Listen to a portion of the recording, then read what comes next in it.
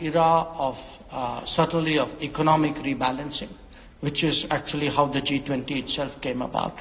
We are in the midst of a political rebalancing, and when we speak about reform of the United Nations, etc., that's one aspect of political rebalancing.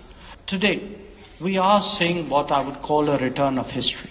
The more today India goes out in the world, the more we connect with other countries, the cultural factor always comes out. I was myself a few months ago in Zanzibar for the inauguration of the first Indian Institute of Technology outside India. Again, when you go to Zanzibar, the Indian, you can see the connections with India in so many ways. I mean, it's partly there in the people themselves, it is in the tangible culture, the intangible culture, the history, the habits, the customs.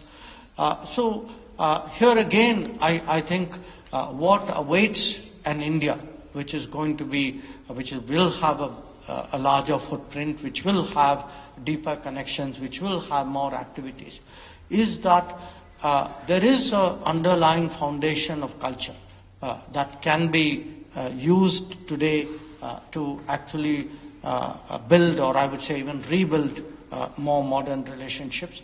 And that is something, it could be the Gulf, it could be Iran, it could be Central Asia, or it could be equally Southeast Asia, where many of us have probably greater experience and exposure. Now, while I have spoken about appreciating traditions and heritage, I would also like to make the point that today we are seeing what I would call a return of history.